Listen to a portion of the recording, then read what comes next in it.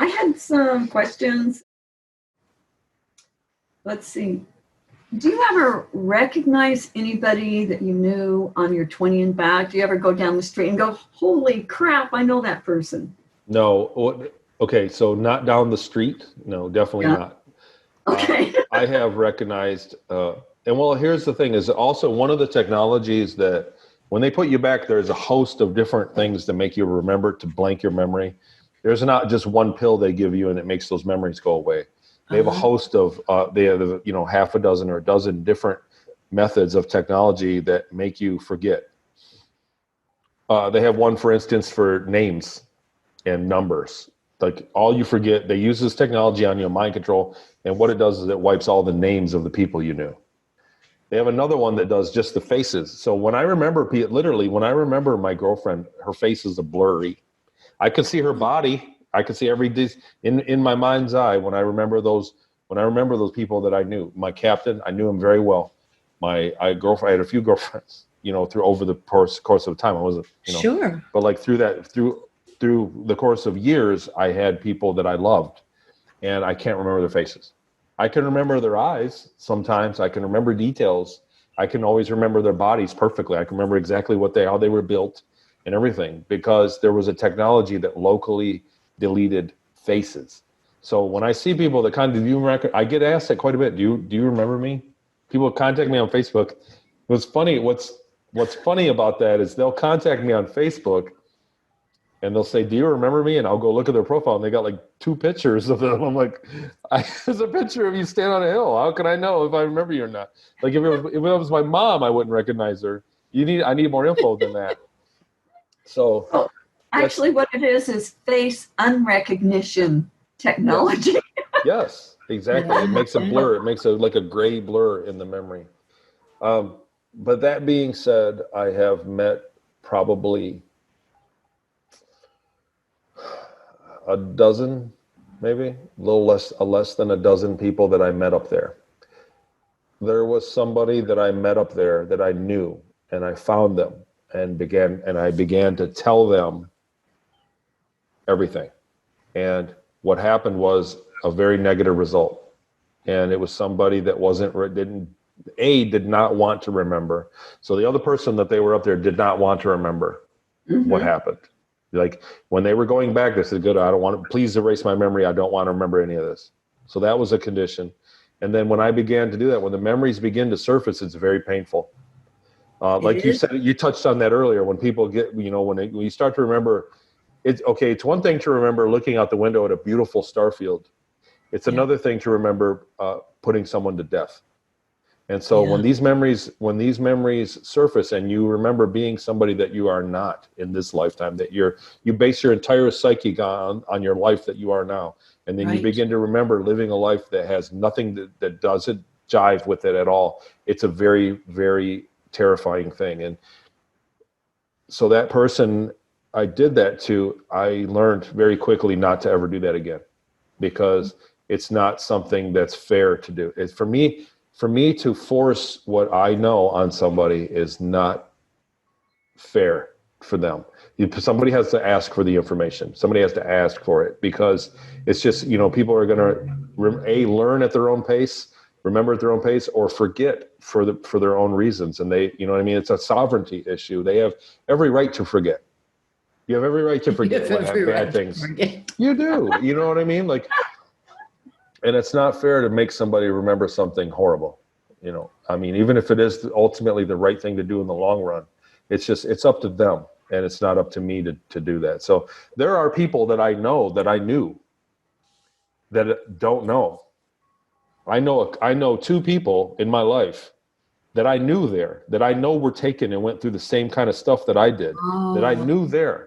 And I know them now, and I speak to them, and I've dropped little breadcrumb hints, but they don't know. They don't see my interviews. They don't know that. They know me in my life, people I went to school with.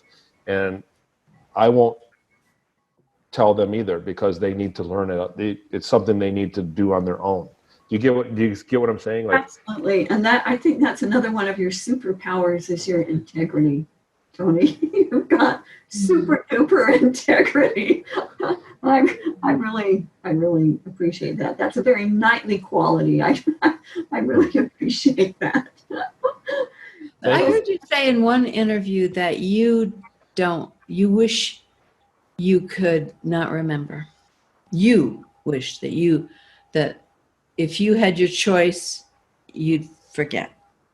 I may have felt that way. People ask me all the time, like, they didn't air my show. I went and filmed a George Norrie show, and George asked. I sat down with George, and he goes, he's like, do you feel that it was negative what happened to you? And I said, well, yeah. My life would have been much better off. I would have solved a lot of problems. I would have been in life, I would have been, we'd probably be having this interview in my fancy basement in my giant house. You get what I'm saying? Like my life would have had a different course if this didn't happen. He said, it ruined your life, didn't it? And I don't think that it ruined my life. It was just part of my life. I don't think you ruin a life. I don't think you ruin a life. I don't think so.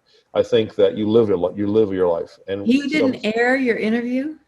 I don't think he aired it. I don't know. But I did. I went there and filmed the George Norrie show. But so what you're saying is it alters your life. It's my life. It's your life. Okay, so bad things happen to people, and it's your life. It's life. Good things happen too. You can't have a series of all good things happen. You get what I'm saying? Like that's not living. And so that was what happened to me. Some people have car accidents, and some people lose an eye or break a leg, or some people have bad things happen to them. Different things happen to them, and it doesn't ruin your life. It's your life. It is your life. That is your life. Laura Lee talks about us being double agents. You want to talk about that? That we come here to get the data on the slave system to free all of humanity. And it's your purpose. You came in and you're achieving your purpose. And yeah, you were a slave for 20 years. And there are billions of slaves on this planet right now, and people wearing masks and willingly. I mean, we got to deal with this. And it takes a courageous being who's willing to pay the price to blow the whistle on all this. This could create waves of change that changed humanity forever if we knew we were being harvested and used in this way. And it's coming out. It's going to change. It's going to change everything. I would very much like that to happen. I feel like, like I said, I don't feel like that. I don't feel that I'm a researcher. I don't feel that I'm some kind of healer or anything like that. I don't feel that I feel that I'm merely a witness.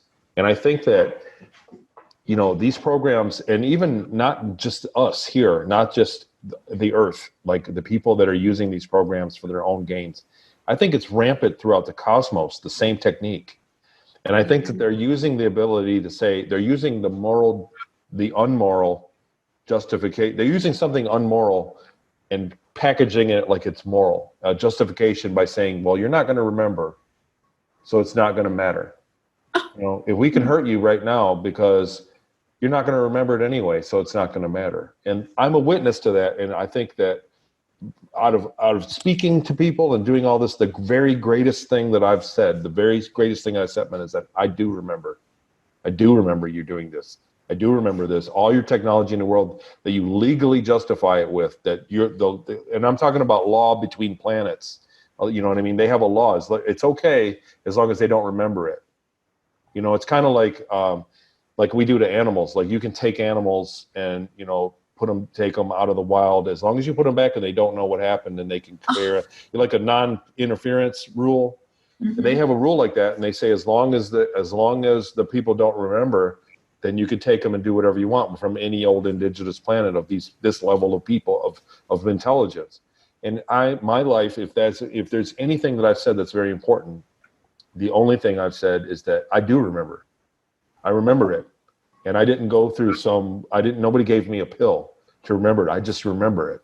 And so everything that they morally justify that they did to me because I wasn't going to remember it is bullshit. because I do remember it. You know what I mean? It's BS. So these are people, these are galactic governments, galactic civilizations that aren't that very smart, because I'm just a person I'm a woodworker in Michigan, and I remember, their law is BS, totally wrong. So that, I think that's the moral of my story. Personally, I'd like to make that known to them. That's what I'm doing, is I'm letting them know. They don't even have a record of me. They don't even have a record of me up there, and that's fine. But they're gonna be, the things I've already said have already proven what I've went through. There's a miles of proof from things that I've said that have checked out. So, and they know it. So, Tony, I feel like that what Sienna said, this is part of your mission, and you've got such a good handle on it, and you've got such a good outlook on it and perception of it all. And at this point, when you've remembered everything, you're standing tall as that warrior and saying, hey, dork heads, I remember. And you you think you're going in the guise of the law. Well, you're not. And it's like a whistleblower. It's like, and I'm telling people about it, and more people are going to wake up that you did this to. And guess what? It's like, screw you, loser. We're not putting up with this stuff. And that's what I see you as, is this very impeccable warrior that's at the front of the lines, and you went through all this crap, as a double agent, and now you're going, the buck stops here. I remember. You lose. I remember. And I'm telling people, and more people are waking up. And also, look at him. I mean, he's gorgeous. He's a human. He's wonderful. He has a family. I don't know what your life is like, but you survived it. You are also modeling that, guess what? We can survive it. Yeah. Yes. And not just survive, but Tony is thriving. It's like he's not letting any of that crap ruin his earth life. It's like, yeah, you thought I was a throwaway. Well, guess what? I was a double agent, and you're the one that's screwed. So that's the way I see it. Yeah, we need more Tonys to come online. That's right. We need more of you. I'd like to say something about my recount. So for me, it doesn't happen very often, but every now and then something that I said long ago happens to check out. Like something in the very beginning that I'll say that I said in interviews in the past. I say, I'll let a fact out, or I'll go check something out. And like, there's a lot in Peru that I've said that some people are going and checking out, and that's worked out. And usually it's not earth shattering, but there's always the details that I remember that check out. They've all checked out. Nothing is not checked out. But recently, NASA confirmed that. So I just want to say this, because for me, I had one day of just feeling like like I won the championship. Like it was such a huge victory to me. I jumped up and down, and I went to work, and it's like, I can't talk to people about it in my life, but I just jumped up and down, and I felt like I had won like a great victory, like a huge source of victory. And what it was that NASA confirmed what I said all along about the crater on Ceres, the Okator crater. There are the white spots there, that there is a material laying inside the crater that make these huge white spots. And I said, those are salt. There's a geyser there. We flew over it, and it was right around like 1997, 1998. We flew over it, and there was a geyser, and it shot water up about 10 kilometers into, off the surface. And then the water evaporated, and the salt and the leftover chemical, it was like magnesium and salt, like Epsom salt, snowed back down. And it was beautiful because it snowed in different speeds. Like it would go up, and then these were faster, and then these would come slower down. It was gorgeous. And so that's what I said in the very beginning, very first interviews. And so I'm not going to say names, but one of the researchers that, researchers hold you to the fire. They'll be nice to your face, but say, that doesn't check out. I need more than that. They hold you to the fire because they're researchers, they're real. And it was nice. I had a researcher came and say, you know what, you were right all along. Wow. So that for me to hear that in my perspective, for somebody to say, you were right, it checks out everything you said, if you were right. And if I'm right about one thing, that means I'm right about many. And so to hear that actually from somebody on a professional level, somebody that's very professional level, to say everything you said checked out about that. NASA confirmed what you said. And I said it before the Dawn probe got there. It's documented. It's in documents. It's in my timeline. It's in a story that I wrote back then. And it's in like 3 interviews that I did that are on YouTube. So I said that back in 2016, and right when the Dawn probe was getting close, and NASA checked it out, and they just released the data a month ago. Yes. Did you have a party? Oh, I thought it too. Like I said, it was early in the morning when I was getting ready. I was having my coffee, and I was out the door to work, and I read it, and I was driving down the road just like, yes, like I was, the whole drive to work, I was just on cloud 9. I was just on top of the world. It was a very emotional feeling of victory, like I'd won something. So it was nice. Well, and what confirmation of, if that's correct and accurate and all the other things are accurate, then it's most likely that everything else is accurate, or at least 95% is accurate. I'm as accurate about what I remember as you are about remembering things 20 years ago. You get what I mean? Exactly. Like as accurate as you can remember your birthday or your party or your friend's party or buying a car, all those details of it, your memories are not going to be super accurate. You're not going to remember the VIN number of your car, or many details, but you're going to remember it. And that's about the accuracy of my memories as well. And what's funny is that over time, the more you think about it, like if I just pick something, let's just say your first car you bought. Mm-hmm. Right? You can get that memory now, but you can't remember that day or that week or whatever. Now, if you thought about it for the next month, every day, if you remembered that, when you could remember that week and that month before the car, or what happened after, you get what I mean? Like you can remember what happened to it. Those memories will come to you over time. And that's what it's like for me. So in the beginning, I remembered the bullet points and the heavy stuff. And over time, I'm remembering more of the details because it's just in the front of my mind. Yeah, I feel like you've got a really good handle on it. There's still details, like you said, but you're amazingly accurate in your memory. I'm just like astounded. But that's one of your superpowers. So I guess I'm not that astounded, because that's your superpower. Yeah, it's not for everybody. And like I said, a lot of people, I've had many people say, they remember enough to convince themselves that they were there. And that's a big step. Because the first thing, most people have a weird memory of it, some kind of ET contact, and then that's it. And so they go, whatever, it's not enough to go by, to pursue it or to go and speak to anybody about it. But a lot of people have memory enough to contact somebody and say, look, I remember this stuff. And they can't remember more. They just can't remember more. And, which is how the technology works, how it works. And I feel bad for them, because a lot of people want to remember. I also found that most people that are in that state of suppressed memory, when they had somebody that they were in love with, can have more memory. They have more memories. I think that need to remember that person, that was what happened in my case, as well as I was madly in love with somebody the day I left. And so I didn't want to forget. During that process, that was what I was thinking about. I did not want to forget, and I think that's what, was a huge factor in what. Well, your determination and real, authentic love. That's another thing where love conquers all. It's like your love for this person is what helped you where you're at today. Mm-hmm. So that's like phenomenal. That's awesome.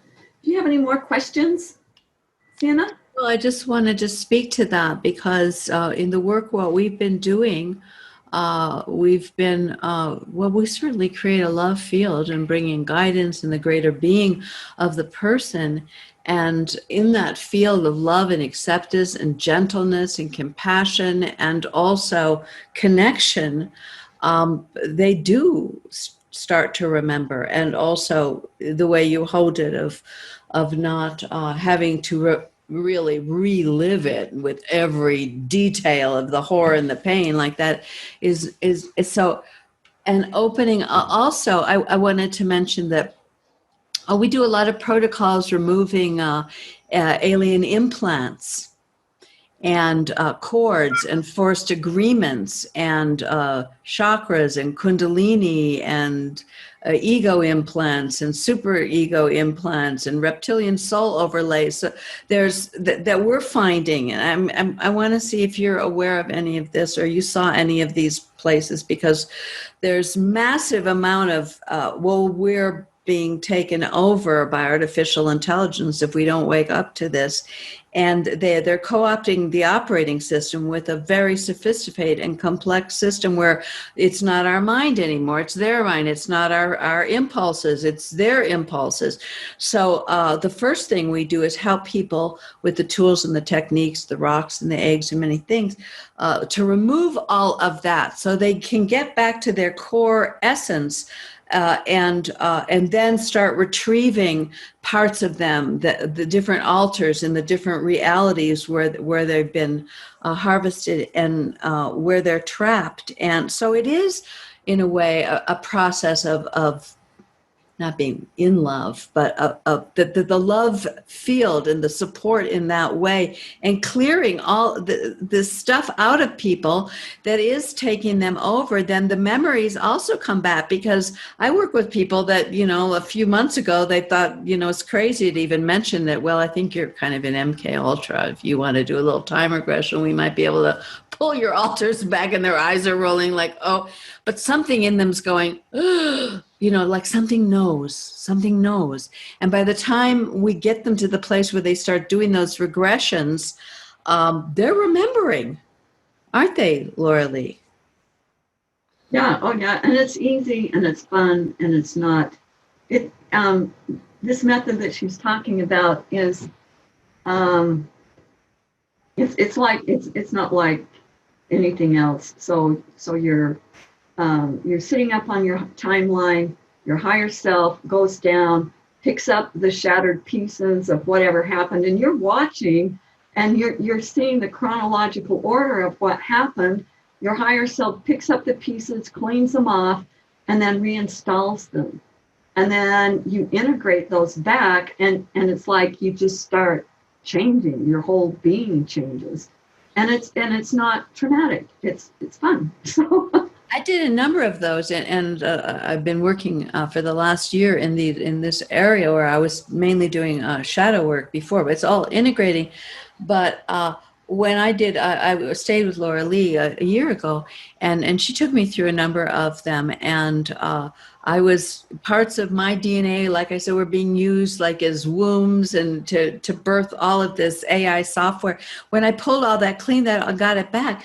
Like in the next few days, I would wake up, and it wasn't like I forgot who I was, but there was more of me. It's really hard to explain. There was more of my authenticity back, more power, more health. And it felt wonderful, but I would look around and go, like, I'd never been in the room I was in before, even though I was in my house, because this part of me had never been in the room before. It's really quite a fascinating, and I mean, it's a wonderful process, because it stabilizes, if that quantum plasma thing that one of you just mentioned, if it gets so drained and shattered and scattered and traumatized, then we have less quanta. So the system isn't working right. But when we get it back, everything starts working better. We get younger, we get happier, we're able to, our hormones are working better, our ability to intend and create our reality. I mean, it's like we're back, our power is back, our sovereign, authentic power, the superpower we have to have a will. can create realities. I mean, it's all scattered and shattered and traumatized. You can't do that. So this is a fundamental process, and people have to at least know that this is happening to them, or else they wouldn't even think in a million years of engaging in the process of this kind of soul reclamation. I mean, how many people think, a part of them is in Sirius, being tortured or whatever? It's the most preposterous thing.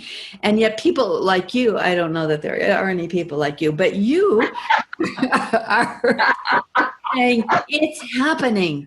And you are also, I feel one of his superpowers is his memory is seeding the awakening of other memories. And that's why we're, yeah. Absolutely. That is absolutely one of your superpowers, is helping to wake, right, like you said, seeding it. It's like throwing these life rings of truth out that people can grab onto and then come back to themselves. A lot of the reason that people don't remember is they don't even know it's possible that it could have happened. And I was in denial of it too, until I learned about the time travel, the mechanics of how they could time travel and put you back immediately. I always had the memories, but I just brushed them off. Like, when could that have happened? I just couldn't rationalize the timing of it, that great deal of time. The other thing I'd like to touch on is about that the MK Ultra, a lot of that is based on accessing a lower part of your brain, your reptile brain, your survival, sexuality, you know what I mean? And they access that, and then they program that because it's a easier to access part of your brain. So that's where a lot of the programming takes place. So a lot of people, once they get flashbacks into that program, the trauma-based programming, it accesses that part of the brain as well, which is powerful and hard to deal with. And it's like a radio. Your brain. I think your whole body is like a stack of 7 or 8 radios, all on a different frequency. And some people have 2 frequencies and they get along, and they're friends. They have 2 or 3 frequencies that are but close to the same, and they get along great and they see eye to eye. And some people have no frequencies in tandem with each other and they can't understand each other. And some people that are soulmates, they have every single station on all 7 radios, the exact same station. And so they get along. It's your entire body and soul is connected. And I think the MK Ultra stuff screws up and creates a new radio station on 1 or 2 of them. And so that's what they access that, and then you kind of turn into the robot. And so when you start accessing and healing that, people can fringe into those, you know what I mean? Like back to that radio station that really doesn't exist. That's an artificial radio station. That's what the compartment is. I'm using an analogy, but that's basically what it is. It's articulate. You're very articulate with this, and it's so very understandable. Yeah. When you get to that, it also accesses that pain. The pain is there. And so once you can get back to that and realize that station really doesn't exist, that you have these radio stations and they screwed you up and put you over here into this one. And so they could access it when, you know what I mean? You believe that the everything belongs over there like that this is your reality, when really your reality is here, and this is good. This is you know what I mean? This is your, like you said, your ability to manifest. You'll be able to manifest your own consciousness, your own stuff. These frequencies here. Yes. And what they did was they moved the whole thing over here to these frequencies where you're a victim, or you know what I'm saying? You have no rights. You're suffering.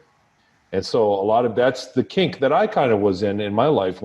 It wasn't until I got the memories back when I went, wait a minute, that's over here. I don't need that anymore. And I kind of slowly got, and I just, like you said, I experienced it more organically than going to somebody for help. But I think that's what it is. And a lot of people don't realize that that's what's going on. And I think that, like, and I hate to, I don't want to turn this into something inappropriate, but I think that, like I said, the stack of radios, imagine there's, you have one on a dial of 100 here. That's what sexuality is brought into it. That's why the elites are into the sexuality as much as they are, because sex is a way of putting all the stations on just for a very short time, biologically putting everything on the same radio station. So when you have sex with somebody for a few minutes after that, you are on the same wavelength with them. And some people that are incompatible, 5 minutes later, you're not on the wavelength anymore. You only have it during that time.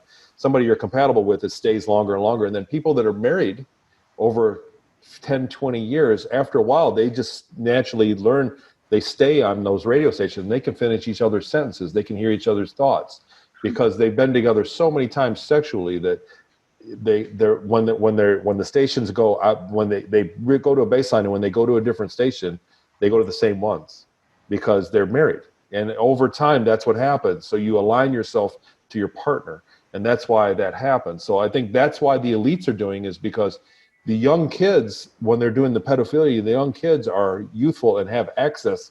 Their radio station set is over here, way more of the manifestation stuff.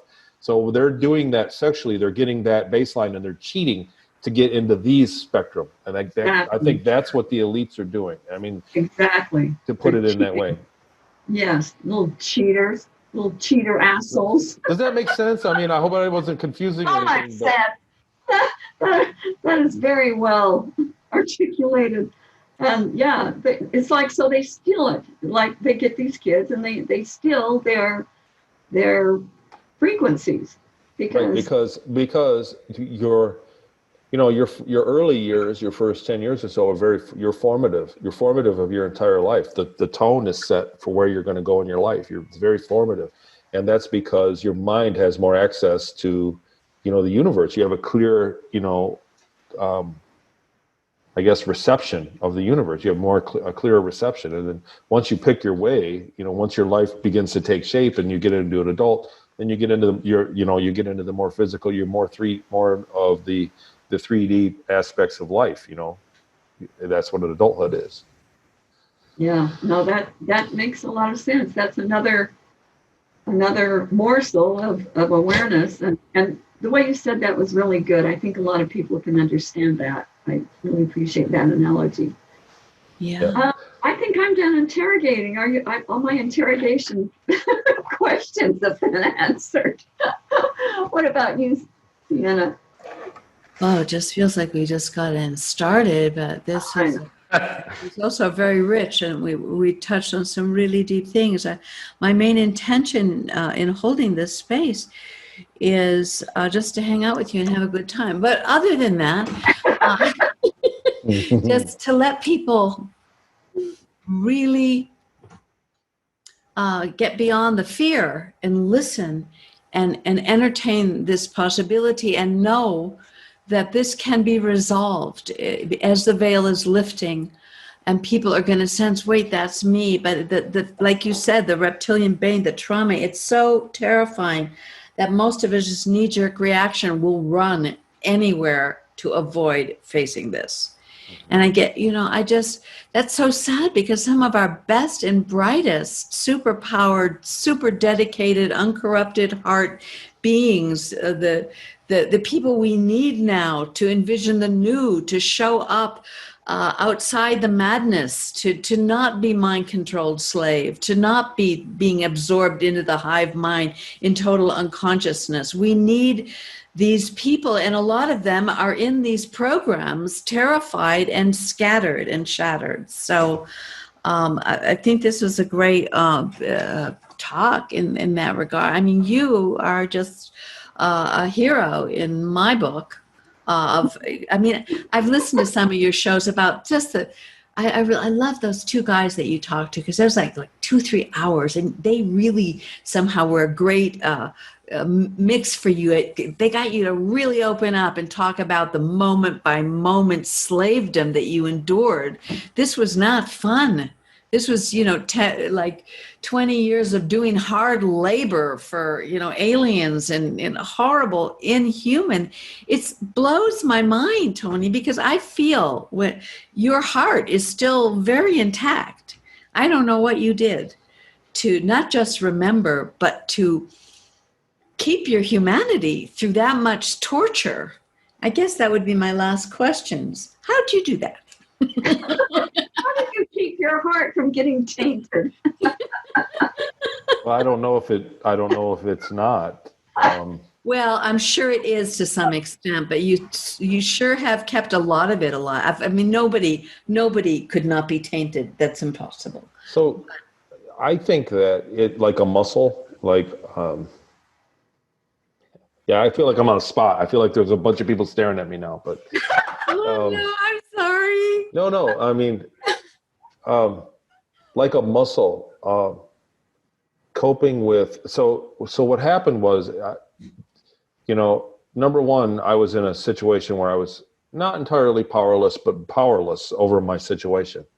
Totally. And that is something that I'm learning today. I'm learning, like people are spurring me on, like I need to write a book and I need to do things. And when I do things, I need to charge money. I need to have self-respect for my time.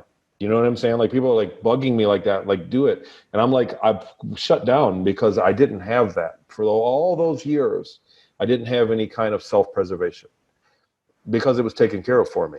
You get what I'm saying? Like that mentality of it. Like even in my day-to-day life, my personal life, I'd rather let somebody else take over everything and not manage those things that are important because I was a slave for so long that everything was taken care of for me. But the emotional part of it was that, on top of the laborious end of it was the degradation of it. And what I don't talk about a lot was that, in my day-to-day life, I was degraded very often. And so much that I avoided public spaces because I would avoid places because I was certain to have somebody there say something degrading to me. And so like a muscle, that's something that on me in my whole life has been, where other people would speak up, I don't, because it's nothing to me. You know what I mean? You could call me names all the time now because it doesn't bother me. And like in high school, like I was a bully magnet. When I would get bullies, don't fight you on the first day. They pick on you and then they pick on you harder. They test you to make sure that you're not going to fight back, and then they want to fight you. That's what a bully is. And so people would test me, and I just never said anything. It's just I had a very, very thick skin, as far as being picked on. So I was a bully magnet. I got in tons of fights with bullies because I would finally stick up for myself and get in a fight about it. But because I couldn't fight back, I was always continually bullied and degraded for those years on Series Colony, especially. And so I just had when you say, how'd your heart get intact? It's because I was used to being, I've had people say, you're very humble with all this. I'm like, well, I didn't really have a choice. I was used to being humble and I had to find ways to cope to keep myself intact. Every day I would go home and I had to find ways to cope with it. You know what I mean? Being a slave, I was the slave on the bus, on the train, And so that is how I kept intact. It was like a shell that formed around me. Well, that, and I would also say it's your inner warrior night that is kept it intact. It's like, yes, that happened and that's a contributor, but I just think it's who you are. It's what you are. I think you're way more than what you think you are. And that's what I think. Who could survive that without being bitter or angry or crazy or flying out of control or being alcoholic? Exactly. Come on. That is a superpower right there. That's right. Well, it was a bumpy ride and it was a long time ago. So, the person I am now, I've coped with the wake of it all, the aftermath, I coped over time. It happened a very long time. I was 10, so 38 years ago. And I've had that much time to cope with it and kind of get over it. So I'll never be over all of it. I'll never be over it. There's no way. Maybe you will be, but you aren't yet. But there's, from a psychological perspective, it's really fascinating that somebody, because, I had a degree in psychology and I've been down the psychology path. I threw all that in the garbage can a long time ago. but because you're always looking, well, why is he so insecure? Why can't he believe in himself? Why can't he take care of himself? Why, they're always going to look to childhood and then maybe, past lives or something, but they're not going to look that, well, no, he was tortured as a slave off world for 20 years. And you don't know, and that as you have come to terms with that, to some extent, you have healed.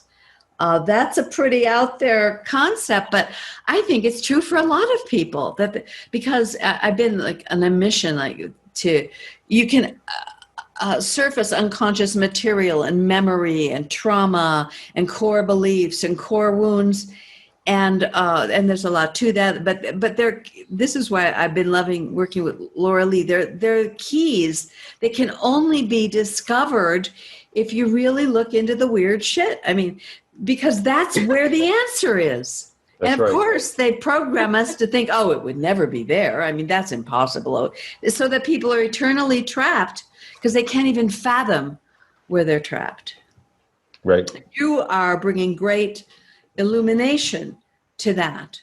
And I know that there are a lot of people, there are people like that are just going to go, forget it, nut job, ain't going there. But there are going to be a lot of people that, like I said, that seed, some get under their skin and go, I gotta do something here, because they're going to be catalyzed, because the truth frequency it's pretty dark out there right now, but the truth frequency has been rising and it is rising, and people want their sovereignty. And so if somebody can model something so crazy as what you're talking about, by the way we've been mind controlled to think, it's far from the norm. a massive bridge out of imprisonment. So in a way, you went into imprisonment to become a bridge out of imprisonment for whoever is open to receiving this information, which is an incredible thing, really. So thank you. Yeah, Amazing. thank you. Really, Thank you. I mean, it was not I never set out to do this. It just kind of, one thing led to another, and here I am. And so, it turned into public information with my name, and so I just kind of went with it. I'm kind of not afraid of what happens. Excellent. See, that's the key. You're not afraid. It's like all this crap that happened to you toughened you up, and now you're not afraid. It's like, okay, whatever. Yeah, whatever. Do what you think you want to do. Whatever. I'll just get out of it. I'll remember. Yeah, whatever. I don't know about that, but there comes a time, I think it's a very important thing to be said too, that there comes a time when you have to realize that fear really doesn't have a constructive purpose. Like I could be afraid. There's plenty I could be afraid of, but what is it going to do for me? And really, it's not a constructive thing. Exactly. So I'm just not afraid. Just whatever, man. Let's take it to a current event. How some people are petrified of people nowadays because they're going to get this virus. And I'm to the point where, the fear is one thing. You can take your steps that are necessary and take a distance and wear a mask. And personally, you don't have to wear a mask. You can just shut up around people. It's, you know what I mean? Like, it's the same thing. If everybody's silent and then there's nobody spitting the stuff on you, you don't need the mask. You just shut up. But some people are overly afraid. That's what they're, you know what I mean? Like, their entire experience because of this is just fear. And you can't be afraid of it. You know what I mean? Some people it's getting more fear than it deserves. And it's not constructive. It's one thing to be constructive with your fear. It's another thing to just be scared of somebody else is in the room. Oh my God. Like, some people are, and I've seen people that there are different levels. Most people are kind of over it by now, but there are some people that are just taking it way too far. And it's sad to say, because fear is it's a giant boat anchor. You know what I mean? If you're trying to take flight, fear is a gigantic anvil that you're tied to, and you're not going to fly anywhere. And that's the first thing that I guess that's the first lesson that I learned with all of this. If I was going to be afraid to talk about it, then I was going to go nowhere. And so I just let go of the fear. And I think I would encourage everybody, and you're part of the universe, whatever you're doing, whatever you're afraid of, to just weigh out, is that fear being constructive? Because if it's not, you need to let go of it. And I think that's one of the biggest things that you can do to anything, in any circumstance. So crazy. It's like we're afraid that this thing is going to kill us. So we're okay with living like the zombie apocalypse, living a living death with no contact, no communication, locked down in our rooms, our world totally destroyed. We're saying yes to a living death because we're afraid of death. Mm-hmm. Well, I have one little thing to say here about this. I was working with one of my Indigo buddies that does weird shit with me, and what we discovered is that the real coronavirus, corona means crown, and we saw this crown thing on people's heads that was putting these ideas in and controlling them. So it's a mind control virus with some kind of ET technology. I have no idea what it was, but we were seeing this etheric crown that was controlling people, and the ones that it can't control are the ones like Tony and the people that go, I'm not scared. You can't scare me. It's like they can't scare you if you're not afraid, right? Mm-hmm. And they can't control you. And if you, instead of going with the crazy and getting all flipped out about everything, if you come back to center and go, okay, I'm not going to get involved. I'm just going to unplug from that, and I'm going to go feed my chickens or something. and they can't get you. It's a will to unplug that is going to keep you out of their system. So that's just my perception on it all. Yeah, and that's the work that we do, and that's what you've done, really. That's what you've done yourself with your own intuitive, you've just done it. And if people could get that they are, invincible. I mean, yeah. They have so mind controlled us to think we are, these poor, disempowered, pathetic losers that are horrible and stupid. We need governments and false gods and everything, and because we are just pathetic. And that's the furthest thing from the truth. They are harvesting us because we have everything that's fueling them. I mean, I had this feeling that if all of those people that have been harvested and they're using us to seed their worlds and what if all that was done? They don't have what it takes to keep all of that crap going. And we're just doing it because we're scared. We're so scared, and we don't believe in ourselves, and we don't know what's going on. And so we've been so easy to manipulate. Right, and they only take the ones that have something to offer. They don't abduct people that have nothing, they don't. So if you've been abducted, there's something that you got that they want.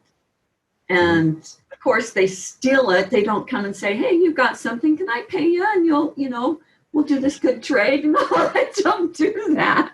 They go, oh, you got something I want, we'll abduct you, we'll wipe your memory out, and it's all okay because we wipe your memory out, so we can do whatever the hell we want with you, and it's all good. We're under the law. Mm-hmm. You're not going to remember it. You're not going to remember it.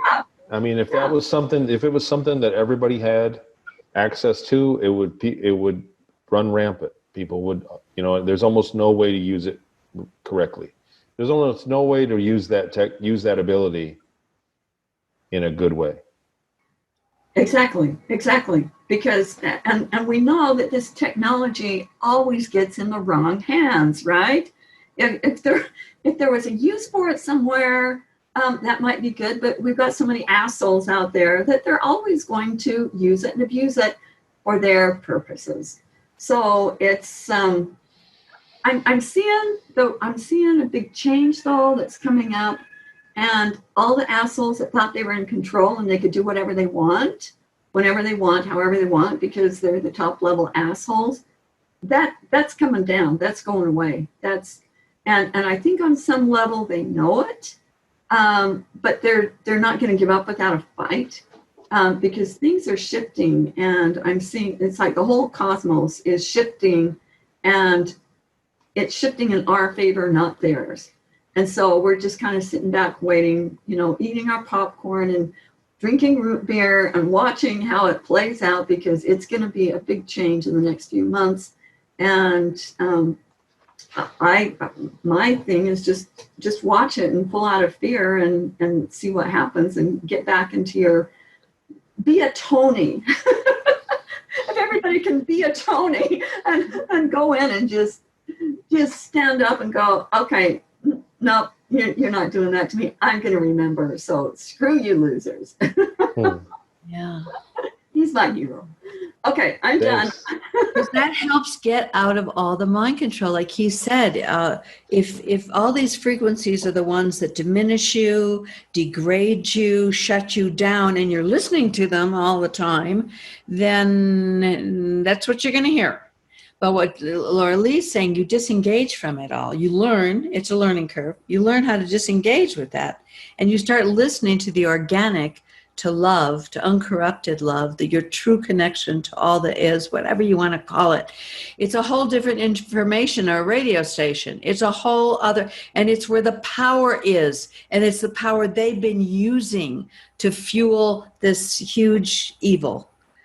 And it's ours to reclaim. We can't be cowards. If this isn't like by their intention, where they've turned us into couch potatoes and wimps and wussies and sort of weak, video game players, and everyone else is going to take care of us. And I mean, the mind control has just been systematic for decades and decades, so that when this opportunity of all opportunities for all of humanity and maybe the whole omniverse and all these comes, we're so on the wrong radio station that we don't get it.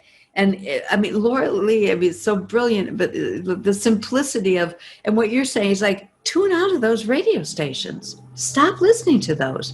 And that also means tune out of the media and tune out of everything that's feeding you fear and telling you that only bad things can happen. We're addicted to it. I get there, I'm home a long day. And then, it's so freaking unbelievable. It's like the worst sci-fi movie ever. But I'm kind of a screenwriter at heart. So I'm like, really? They did what? And then, 3 hours later, I'm like destroyed because I was co-creating that frequency of mind control and all the subliminals. I was letting it in. And we got to stop doing that if we want to be the solution. Programming for ourselves. Yeah. Programming doesn't work on you if you realize you're being programmed. Exactly. Whoa. So that's like the keystone of the whole thing, is you not realizing you're being programmed. And so once you realize, like, this is just programming. When y'all watch the news nowadays, I'm like, what are they going to tell me now? I'm like, oh, there it is.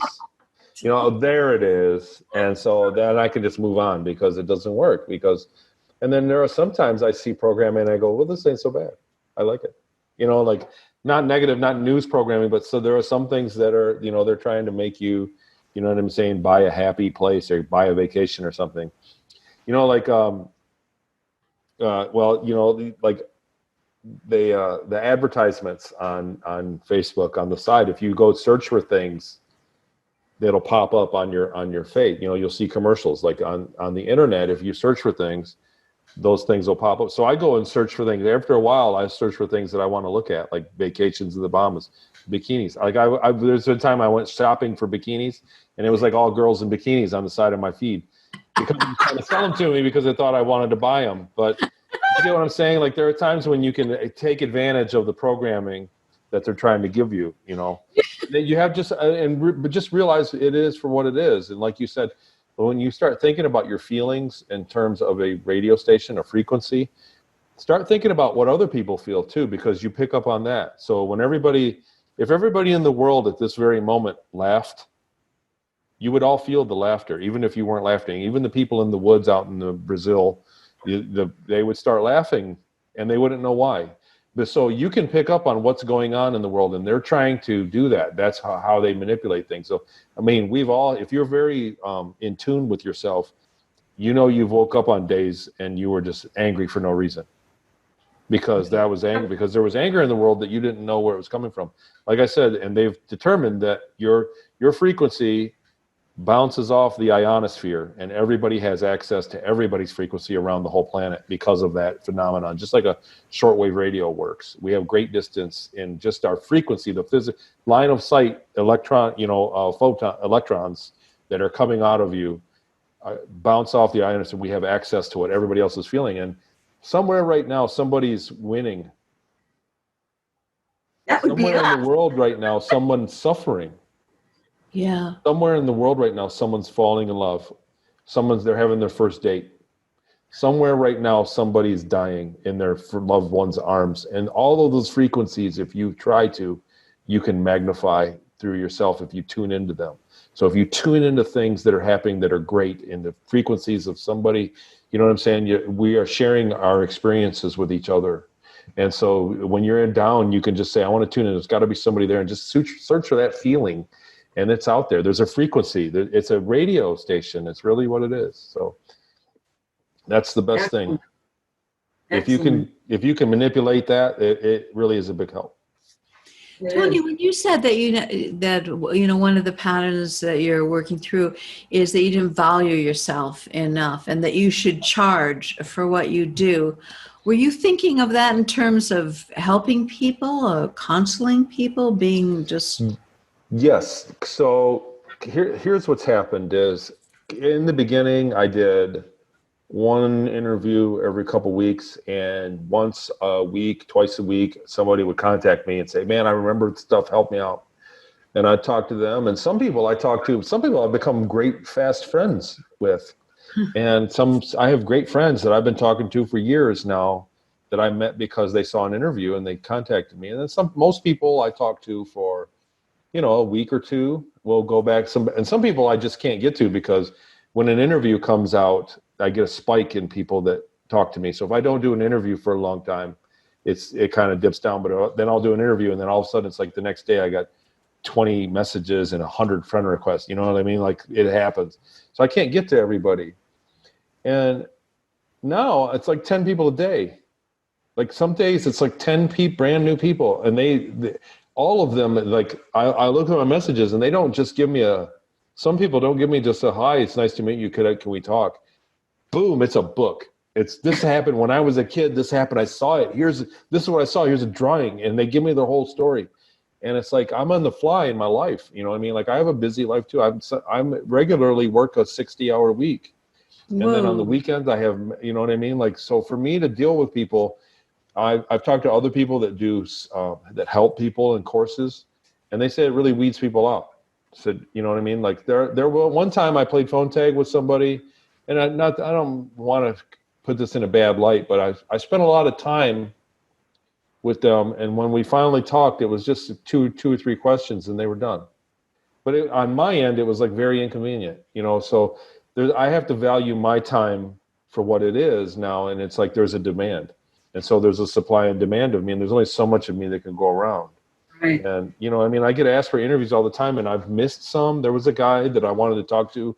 We set a time, and I couldn't make it because my mom visited, and he must have been hurt from that, and I feel really bad about it. So I in order to do that, if I just charge $20 here and there for there's a website and it works.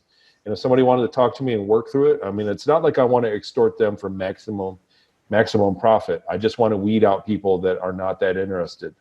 Do you get what I mean? And prioritize my time for what it is. And because we live in that kind of world, money basically is energy.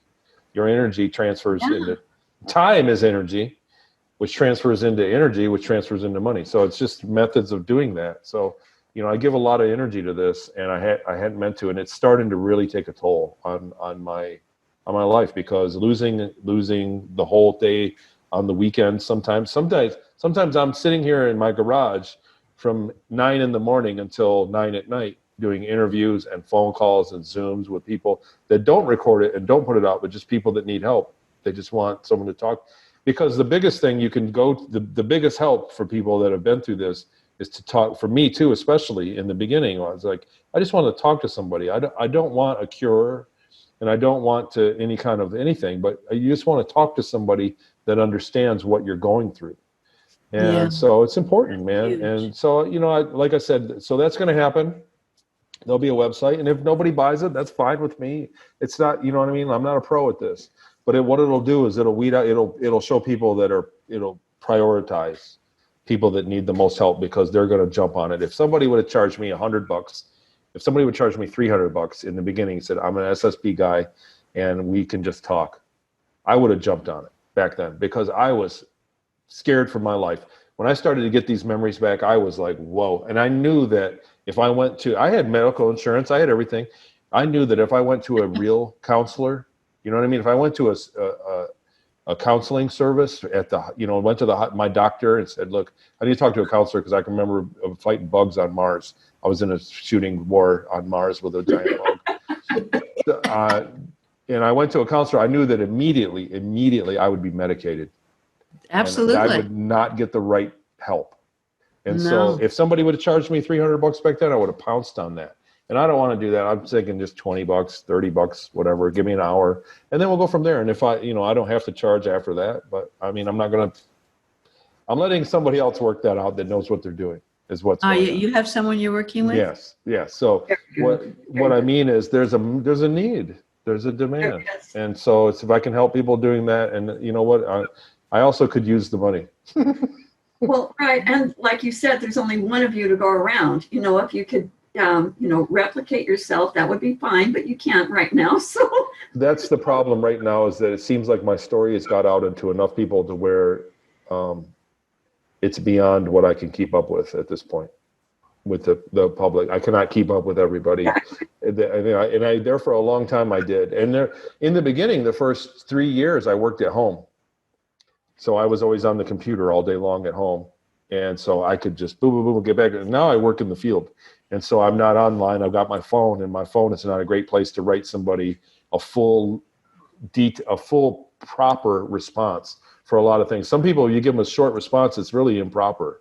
And especially when you think about some of these events that you talk about, they go, yes, no, it's your soul. You know what I mean? Like, what do you get out of that? So it's like, to write a proper response, I need to be sitting at a desk, at a computer, possibly in a phone call situation like this. So yeah, that'll probably happen. I hope so, because it's part of, and it's a learning curve, but this is the direction you're going, and you have to be compensated, and you have a life too. You can't get rid of your life because you're doing this, because you've got a wife and kids, they need you. So I just support what you're doing. Get that website up, and we'll do whatever we can to support whatever it is you're doing. I want to say another thing that's coming along. It's been hard to do, is the book. And I want to basically give it away, but everybody's telling me, no, you need to charge better for this. Is your book, and it's worth it. And yes. But I want to say that it's really coming along, and it's going to be very nice to say to people, like, look, it's in my book. Exactly. It's going to solve a lot, I think, because there's a lot more detail in it than I could possibly give out in an interview. You just cannot give out in an interview those kind of a one-sided story. In an interview, there's always both people. Like, there's your side and your questions, and so the story kind of flows in that between two people. In the book, it's one-sided. It's just my story. So I think that's going to be anybody that's been interested in the subject. I think it's going to be valuable to them. Very good. I do too. Well, you keep us posted on that, because we will help you sell it and make sure that you don't sell yourself short when you sell it. You two have been a lot of fun. I really like this. I really enjoyed myself here with you guys. And you know what? You guys kind of gave me some ego. You called me a hero. And so, you know what I mean? That was kind of like good for my ego and stuff. But thank you for that. But I really, other than that, you made this really easy. So thank you. We wouldn't say that if we didn't believe it. So, it's not like we're trying to smooch it. It was authentic. So anyway, Tony, you have an awesome day, and keep up the good work. And if there's anything that we can do to support you, let us know. And anybody out there that needs support on this, we've got some methods that will help. So anyway, I will. So go to risemultiversity.org. Laura Lee's a mentor. Sienna Lee's a mentor. Who knows? Maybe Tony will be. We'll see what's. Maybe Tony will be one. risemultiversity.org. We got a shop. We got Laura Lee just did a 6-part course, like you said. I finally got the book out. It was her life work. 6 classes, the Knights training that give huge keys and processes, and then and that's all, and it's super cheap. 6 podcasts for $125 or something like that, and she just got that up 2 weeks ago, and it's awesome.